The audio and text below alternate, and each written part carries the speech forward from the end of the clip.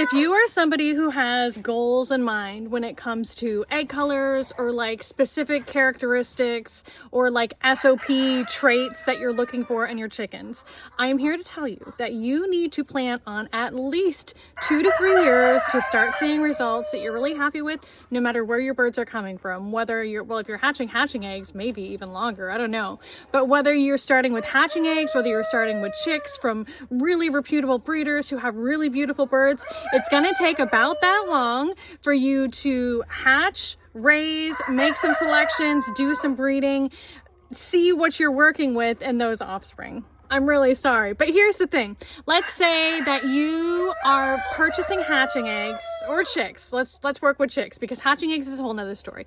Let's say that you are purchasing chicks from a breeder who shows chickens and that they are only hatching eggs from birds who have won ribbons and shows, okay? Let's not even talk about the genetic diversity of only hatching from one rooster and one hen. That could be an issue, but that's not the point of this video, okay?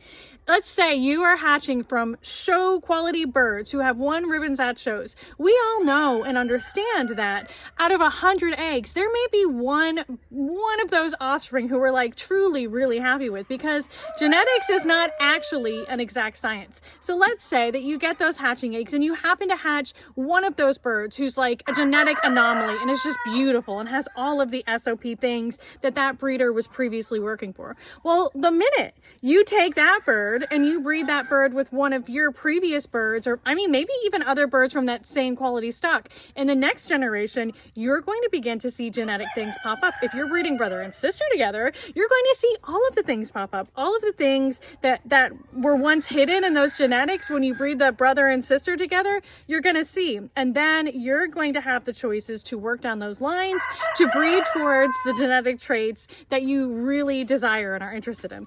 It is always a work in process. It takes time, and the most beautiful birds who we really want and desire, we have to plan to breed towards ourselves. Look, that's not to say that you can't hatch them from other people's eggs or that you won't raise them, but let's also keep in mind that many of us purchase like eggs from other farms, and many of us have them shipped in, and shipped hatching eggs are a gamble, right? Like we all know that there is about a 50% hatch rate on shipped eggs, sometimes lower, sometimes better. Point is, if we're trying to establish a flock from shipped eggs in particular, it's probably going to take us a couple seasons, like a couple batches of shipped eggs to really begin to develop the stock that we want. And when it comes to colored egg layers in particular, now if you're doing things like blue eggs with true Americanas or leg bars, that's going to be fairly simple. If you're just working towards colored eggs, it's fairly simple to just buy a dozen true blue layer eggs or whatever and hatch those, and you're good to go if egg color is your concern.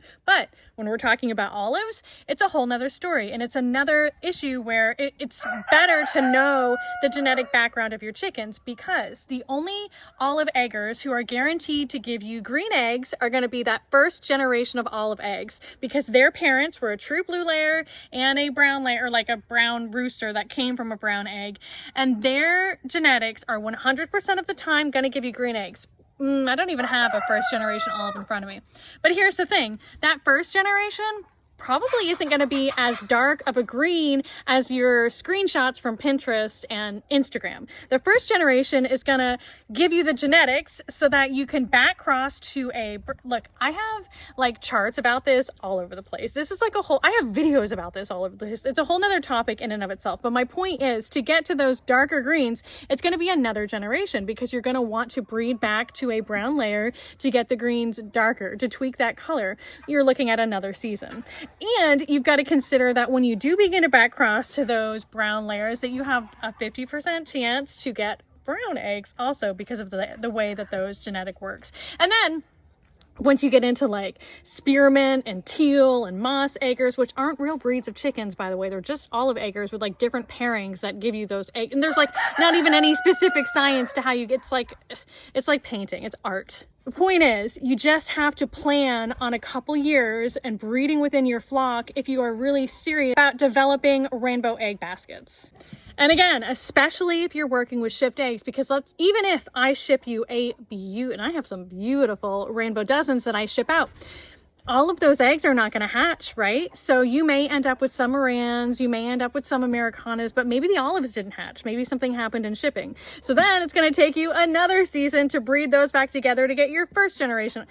Am I painting a picture for y'all? I am trying to help you be realistic about your chicken keeping goals, because like I was considering that I am like 2018, like 7 years into this, you know? So when you see my chickens and my eggs, I'm 7 years into this, y'all. And I do my best to send you out from the best possible genetics that I have on my property, because one thing I will say is that if you can start off with the best possible genetics, then it will cut your time down a little bit, right? I mean, as long as you're making like good, mindful choices. Anyways, I just want us to have realistic expectations.